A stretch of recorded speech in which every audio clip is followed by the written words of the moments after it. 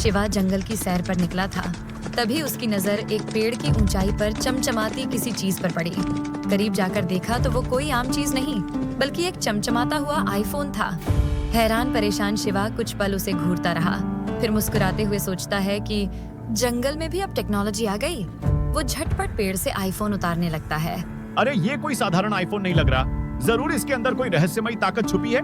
मुझे ये बात दादाजी को बतानी ही होगी। अभी इसे उठा लेता हूँ। शिवा के मुंह से बस इतना ही निकला था कि अचानक आसमान में तेज बिजली कड़की और जोर की चमक फैली। उसी पल उसके सामने एक रहस्यमयी बैग आकर जमीन पर गिरा। हैरानी से शिवा धीरे धीरे उसकी तरफ बढ़ा।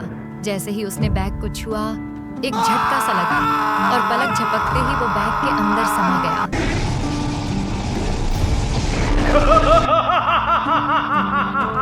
आखिरकार फंस ही गया तू मेरे जाल में शिवा। अब तू हमेशा के लिए राक्षस राज का कैदी रहेगा। भागना तो दूर सोच भी नहीं सकता। असल में वो राक्षस ही था जिसने शिवा को फंसाने के लिए सारा जाल रचा था। जैसे ही शिवा उसके जाल में फंसा, राक्षस उसे अपने साथ कहीं दूर ले गया। कुछ देर बाद उसी जगह रेवा पहुंची।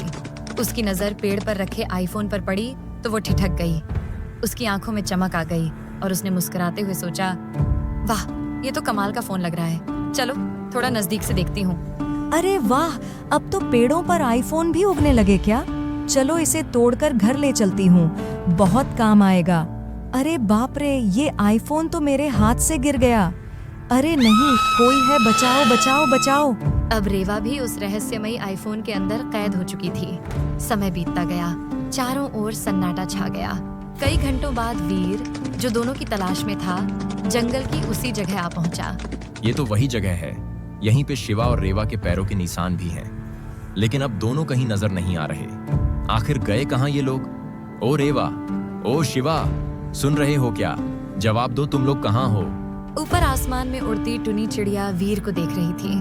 वो फौरन फड़फड़ाते हुए नीचे आई और वीर के पास आकर बोली, वीर वीर, मैंने अपनी आंखों से देखा।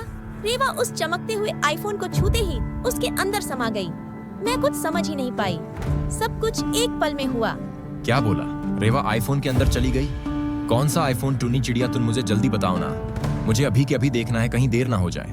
वीर देखो, यही वो रहस्यमयी आईफोन है जिसमें रेवा समा गई थी।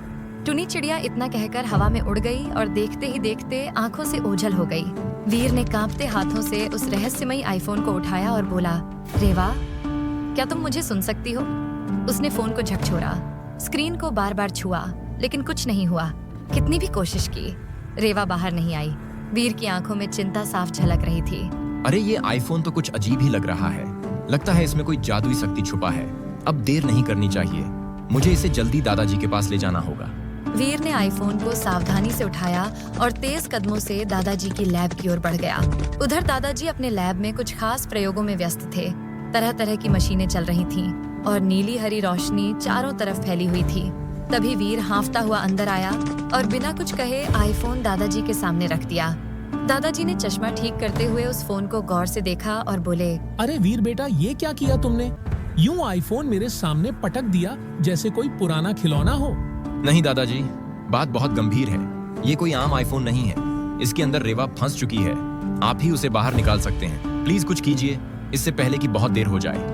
दादाजी ने बिना समय गंवाए लेब से केमिकल उठाया और उस आईफोन पर डालते हैं। अरे रेवा बेटे, ये सब कैसे हुआ? तुम के अंदर कैसे फंस गई? आखिर ऐसा क्या हुआ था तुम्हारे साथ?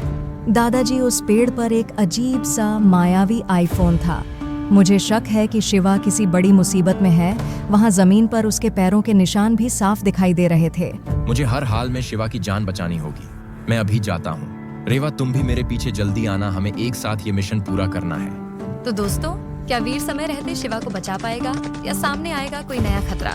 ये जानने के लिए देखिए अगला एपिसोड। वीडियो पसंद आया हो तो लाइक ठोको और ऐसे ही रोमांचक कहानियों के लिए चैनल को सब्सक्राइब करना बिल्कुल मत भूलना।